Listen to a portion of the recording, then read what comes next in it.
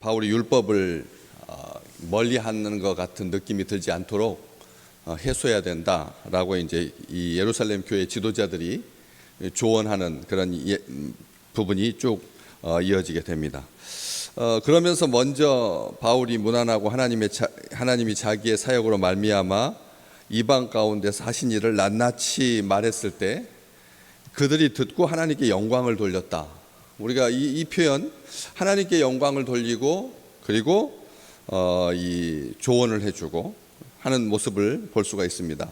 우리가 말씀을 들었을 때, 어떤 간증을 들었을 때, 어떤 고백을 들었을 때, 어떤 말을 들었을 때, 어떤 선교 보고를 들었을 때, 믿음의 형제들로부터 어떤 것을 받았을 때 하나님께 영광을 돌린다라고 하는 표현 아주 우리가 익숙해졌습니다. 너무 많이 쓰고 우리 어렸을 때는 하나님께 영광이라고 하는 그런 개념 자체가 그렇게 흔하지 않았었습니다.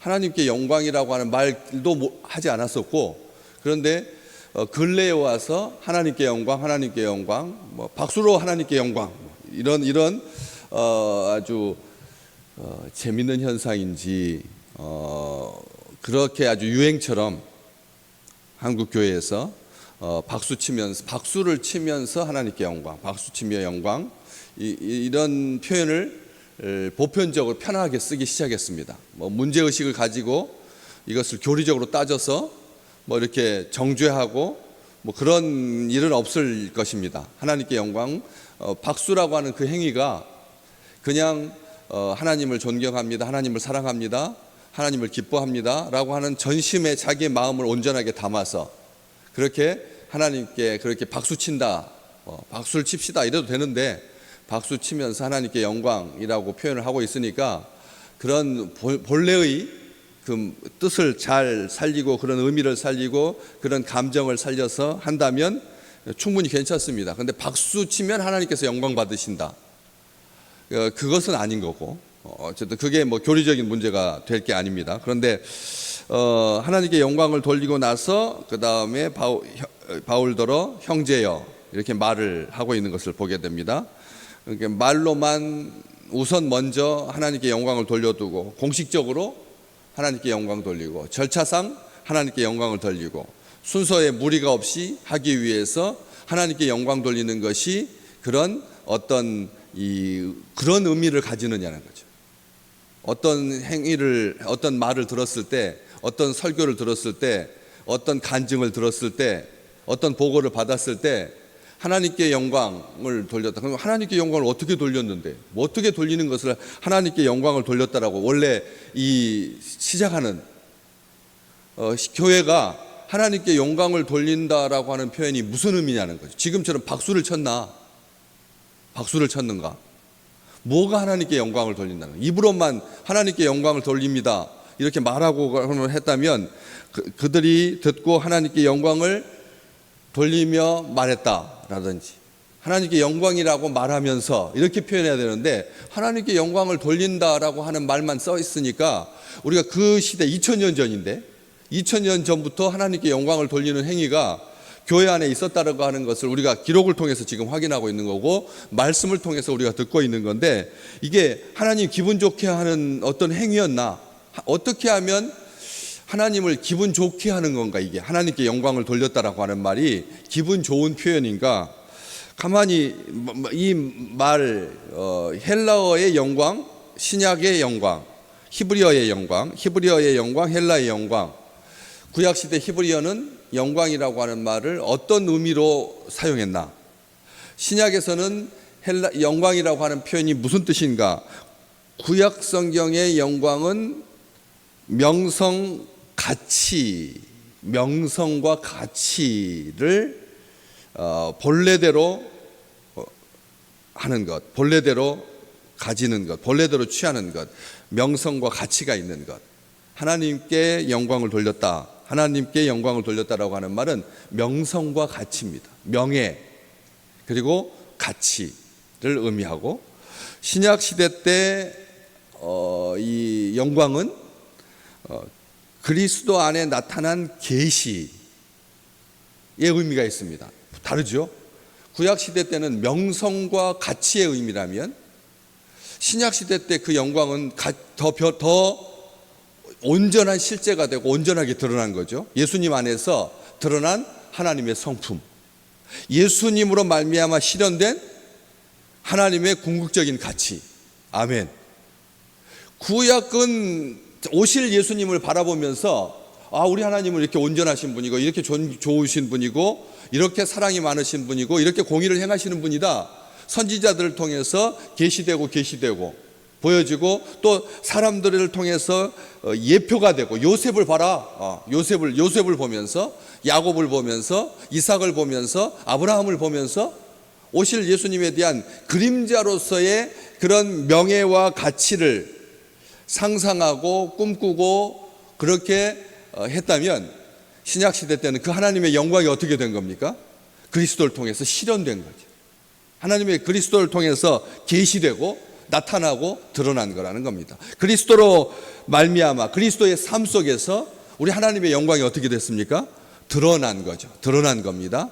다릅니다. 구약에서 사용하고 있는 영광이라고 하는 개념과 신약에서 말하고 있는 그 영광이라고 하는 것이 이렇게 다른 거죠. 이렇게 다른 건데 하나님의 본질, 하나님 자신으로서 예수 그리스도를 통해서 우리는 하나님의 영광을 보게 되는 거죠.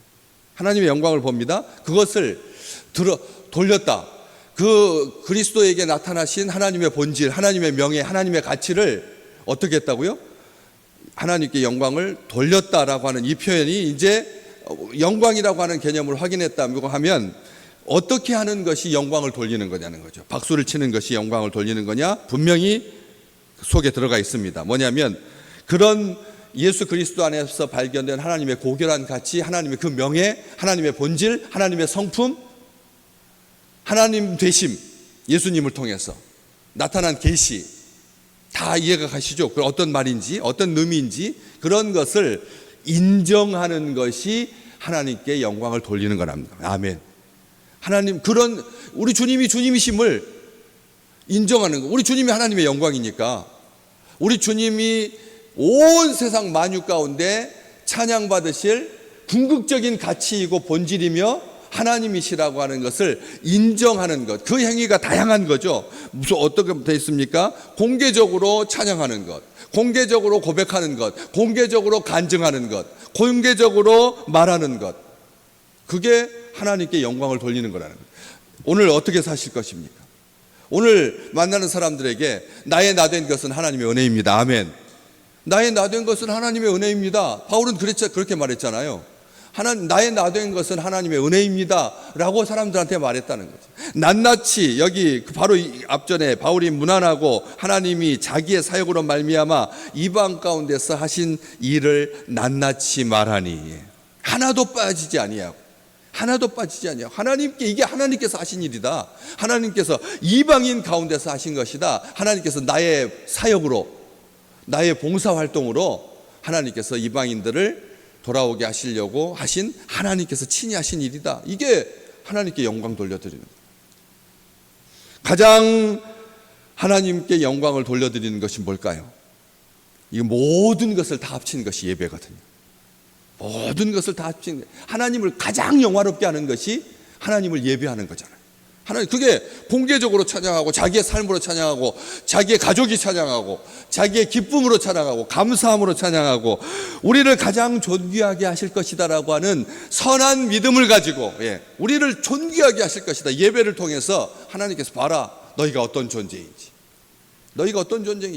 만왕의 왕이신 하나님을 찬송할 수 있도록 창세 전부터 선택한 주의 백성인데 이게 우리가 소홀히 할 수 있는 일이며 그냥 매주마다 돌아오는 어떻게 보면 따분한 하나도 다를 게 없는 2000년 전이나 3000년 후나 이게 변화될 것 같지 않은 하나님께 예배한다라고 하는 행위가 무슨 미사일을 쏴대고 막 영상이 막 더 고화질이 되고 음향 효과가 더 좋고 시원하고 겨울에 따뜻하고 그런 몸을 편하게 만드는 그런 부수적인 것이 예배의 본질이 아닌다고 하는 것을 우리가 알기에 예배의 본질은 하나님께 영광 돌리는 겁니다.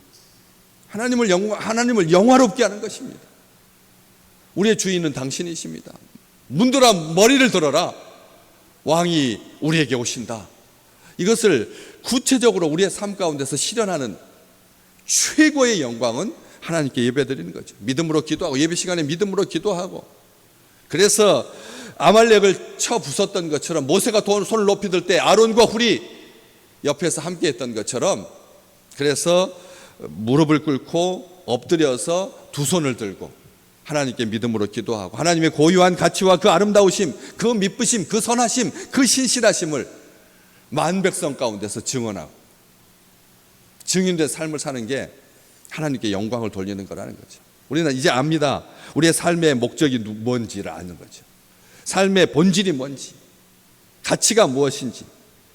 고린도전서 6장 20절 말씀, 너희의 몸으로 하나님께 영광을 돌려라. 바울은 그렇게 말합니다. 너희의 뭐로요? 우리의 몸으로. 우리의 몸으로, 다시 말하면 무슨 뜻입니까? 우리의 삶으로. 예배하고 삶을 구별하고 있지 않습니다. 예배는 잘 드리고 삶은 엉망진창인, 그런 경우는 없다는 거죠. 하나님께 예배 드린 자는 몸으로 하나님께 예배 드린다는 것, 삶으로, 인격으로, 모든 것으로 하나님을 사랑하고 이웃을 사랑하고 섬김으로, 복음을 전함으로, 선한 일을 행함으로 하나님께 영광을 돌리게 되는 거죠. 고린도전서 10장 31절, 먹든지 마시든지 무엇을 하든지, 먹든지 마시든지 무엇을 하든지 하나님께 영광을 돌리고, 믿음을 가지고 우리 하나님 의지하면서 신뢰하고 기대하고 기다리면서, 이게 다 하나님께 영광을 돌려드리는 것입니다.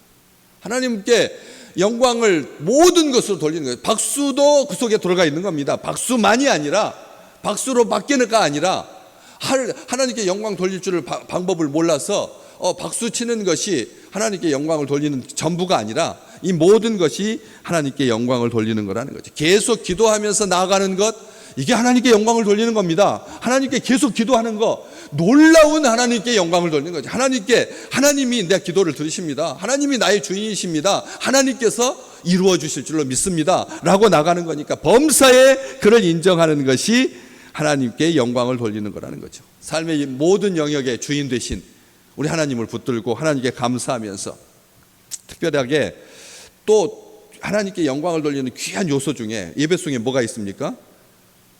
헌금 드리는 봉헌이 있지 않습니까? 거기 고린도 후서 9장 13절, 후한 연보로서 하나님께 영광이 된다. 왜? 후한 연보를 통해서 가난한 사람들을 돕고 복음을 전파하는데 요긴하게 쓸 수 있으니까.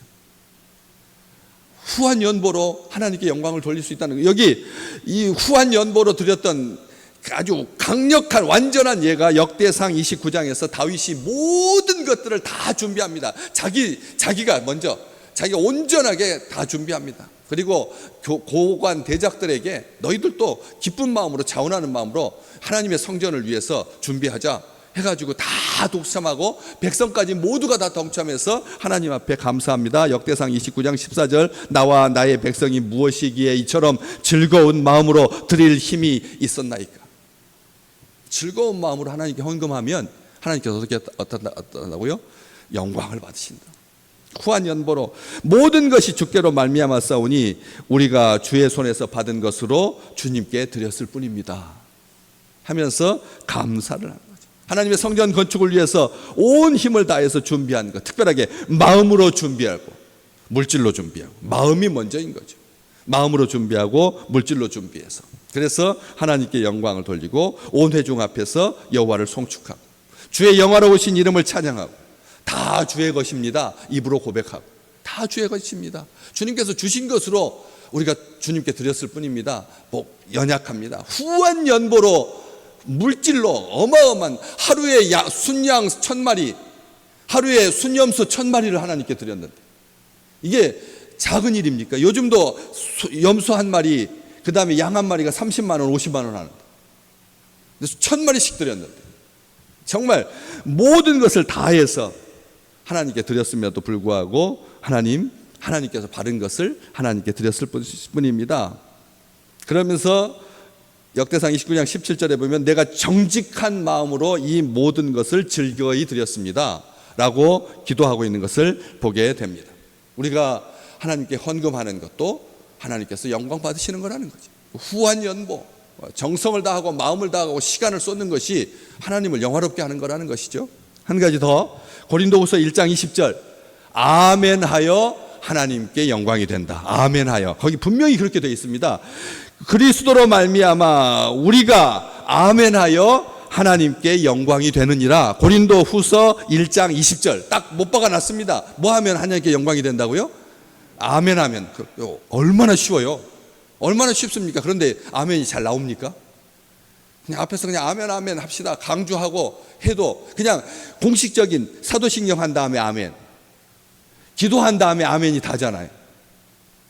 자기가 자발적으로 입술로 아멘이 나오시기를 주님의 이름으로 축복합니다. 아멘이 많다라고 하는 것은 하나님께 영광 돌리고 하나님을 신뢰한다라고 하는 고백이거든요. 하나님 그렇게 될 줄로 믿습니다. 하나님께서 오늘 나에게 선하게 행하실 줄로 믿습니다. 나를 선대하시고 나에게 후히 대하시고 넘치도록 쏟아주실 아름다운 복을 사모합니다. 이게 아멘이거든요. 그러니까 얼마나 쉬워요. 그런데 우리는 잘 안 해요. 그냥 다른 박수 많이 치는 다른 교단은 열심히 하는데 우리는 아멘에 굉장히 인색하고 또 아멘 아멘 하면 너무 값싼 것처럼 그런 추임새 같아가지고 사람들이 아멘 하는 것을 굉장히 잘 안 하는 경향이 있다는 것이죠. 속으로 아멘 하지 마시고 입술로 아멘 이렇게 하셔서 하나님께 영광이 되느니라. 그리스도로 말미암아 우리가 아멘 할 수 있는 겁니다. 예수님으로 말미암아 아멘 할 수 있다라고 하는 거예요. 오늘 또 우리의 삶 가운데 한 주간 동안 수고하셨습니다. 우리의 모든 일 가운데 하나님께서 하나도 땅에 떨어뜨리지 아니하시고 이루실 줄로 믿습니다. 아멘으로 한 주간을 마감하고 또 한 주간을 시작하고 하루를 시작하면서 아멘하고 주무실 때 아멘하고 식사하면서도 아멘하고 친구를 만났을 때도 아멘하고 우리의 삶이 점점 더 하나님 앞에 가까이 나가고 믿음의 진보가 드러날 때마다 아멘 하여서 하나님께 영광 올리는 우리 귀한 식구들 되시기를 주의 이름으로 축복합니다.